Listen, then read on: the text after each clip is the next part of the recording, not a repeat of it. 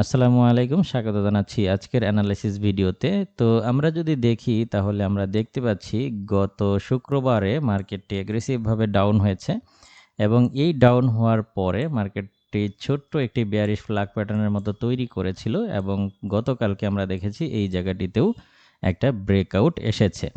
তো ব্রেকআউট আসার পরে আজকের দিনে আমরা দেখতে পাচ্ছি আজকে সকালেই মার্কেট ওপেনিং হওয়ার পরেই আমরা দেখতে পাচ্ছি যে এখানে ছোট্ট করে মার্কেটটা এখানে একটা রিটেস্ট যেটা আমরা বলে থাকি পুনরায় এই ট্রেন্ড লাইনটাকে রিটেস্ট করেও মার্কেট এখন পর্যন্ত নিচে অবস্থান করছে। এখন আজকের দিনে আমরা দেখার চেষ্টা করব যে মার্কেটটা কি এই ডাউন ট্রেন্ড এইটাই কন্টিনিউ করবে কিনা, নাকি এই সমস্ত পয়েন্ট থেকে আবারও বুলিশ মুভমেন্ট দেওয়ার সম্ভাবনা রয়েছে। তো শুরুতেই আমরা যদি ইকোনমিক ক্যালেন্ডারটা দেখি তাহলে আমরা দেখতে পাচ্ছি যে আজকের দিনে কিছু গুরুত্বপূর্ণ ডেটা কিন্তু রিলিজ হবে। আমরা যদি এখানে দেখি তাহলে দেখতে পাচ্ছি যে নিউ হোম সেলসের কিছু ডেটা কিন্তু আজকের দিনে রিলিজ হবে এবং এখানে যদি আমরা লক্ষ্য করি তাহলে ডেটা আজকে যেটা প্রত্যাশা করা হচ্ছে এটা কিন্তু পূর্বের তুলনায় পজিটিভ প্রত্যাশা করা হচ্ছে। এখানে দুটো ডেটা রয়েছে, দুটো ডেটাই কিন্তু পজিটিভ প্রত্যাশা করা হচ্ছে। তো এখানে প্রত্যাশিত রেজাল্টটাই যদি আসে তাহলে কিন্তু ডলার আরও বেশি স্ট্রং হওয়ার সম্ভাবনা রয়েছে এবং একই সাথে যদি ডলার স্ট্রং হয় সেই ক্ষেত্রে কিন্তু গোল্ড আরও ডাউন হওয়ার সম্ভাবনা কিন্তু তৈরি হবে। এবং আমরা যদি টেকনিক্যাল ওভারভিউটাও দেখি তাহলে কিন্তু এখন পর্যন্ত মার্কেটের যে স্ট্রাকচার রয়েছে এটা কিন্তু বেয়ারিশ স্ট্রাকচার। তো এই যখন পরিস্থিতি তখন আজকের দিনে সেল খোঁজাটাই সবথেকে বুদ্ধিমানের কাজ হবে বলে আমার কাছে মনে হচ্ছে। তো সেই হিসেবে আমরা আজকের দিনে যে আমাদের ট্রেডিং প্ল্যান রয়েছে সেই ট্রেডিং প্ল্যানে আমরা আসলে সেল খোঁজার চেষ্টা করব। তো আমি সময় নষ্ট না করে দ্রুত আপনাদেরকে সেল পজিশনগুলো উল্লেখ করে দিচ্ছি। যারা সকালেই এই সমস্ত প্রাইজে মার্কেটে সেল করেছেন তারা তো ইতিমধ্যেই প্রফিটে রয়েছেন, বাট যারা এখনও সেই পজিশনটা পাননি পুনরায় যদি আপনারা মার্কেটকে 2320-21 এর আশেপাশে পেয়ে যান তাহলে এখান থেকে সেল নিতে পারেন।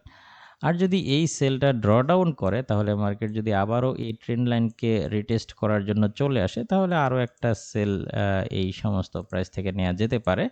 তো এই দুটো সেলের স্টপ লস হচ্ছে আমরা ইউজ করব এখানে 2328, 29, 30 এই সমস্ত রেঞ্জের আশেপাশে আমরা হচ্ছে স্টপ লস ইউজ করব। এটা স্টপ লস রেখে এখান থেকে একটা সেল অথবা এখান থেকে একটা সেল আমরা নিতে পারি এবং এগুলোর প্রফিট টার্গেট হচ্ছে আপনারা আপনাদের রিস্ক রেশিও হিসেব করে নিয়ে নেবেন এবং পুনরায় মার্কেটকে যদি আমরা আজকের দিনে 2203 বা 4, 5 এই জোনের আশেপাশে পেয়ে যাই তাহলে এখান থেকে আমরা বাই পজিশন নিতে পারি।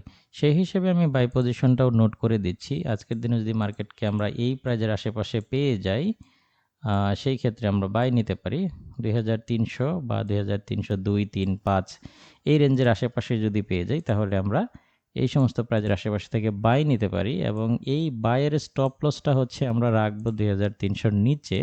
সেই ক্ষেত্রে আমরা এখানে স্টপ লস রাখবো। স্টপ লসের লেভেলটা আমি রেড কালার করে দিচ্ছি।